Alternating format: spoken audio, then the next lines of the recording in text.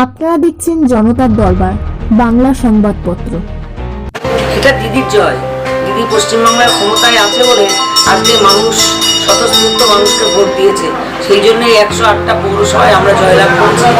আমি বগুড়া পৌরসভার বিষয়ে বলতে পারবো যে আমরা এই 22টার মধ্যে 19টাতেই আমরা জয়লাভ করেছি। দিদির পছন্দ ওদের বলে কিছু নেই যে একজন এসছে, সেখানে আমাদের একটু গোষ্ঠীদ্বন্দ্ব আছে বলে মানুষ তাকে ভোট দেয়নি। তা নাহলে আমাদের 22টাই আমরা পেতাম।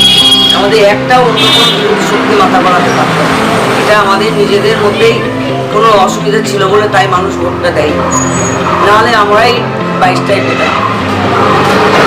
ভোট প্রচারের সময় প্রতিশ্রুতি দিলে সেই প্রতিশ্রুতি তো রাখতেই হবে, কারণ মানুষ বিশ্বাসের উপর দাঁড়িয়ে আমাদের ভোটটা দেয়।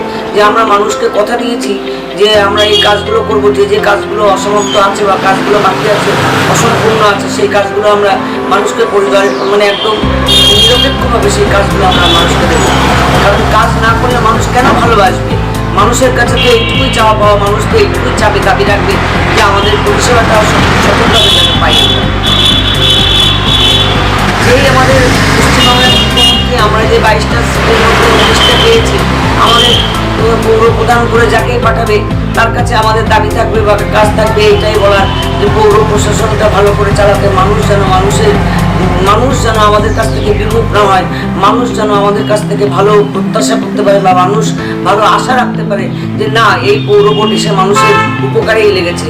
সেই জন্য এইটা মানুষের উদ্দেশ্যে এটাই বার্তা দেওয়ার যে আমরা মানুষকে কথা দিয়েছিলাম ভোটটাও মাথা উঁচু করে, মাথা নত করে মানুষের পরিষেবা দেবো। সেই পরিষেবা আমরা মানুষকে দেবই, 5 বছর দেবো। এটা আমাদের দৃঢ় প্রতিজ্ঞা।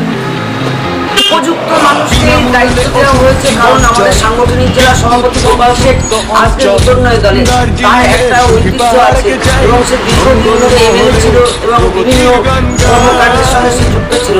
আমি বলবো এখন উপযুক্ত মানুষকে জেলা সভাপতি করে পাঠানো হয়েছে।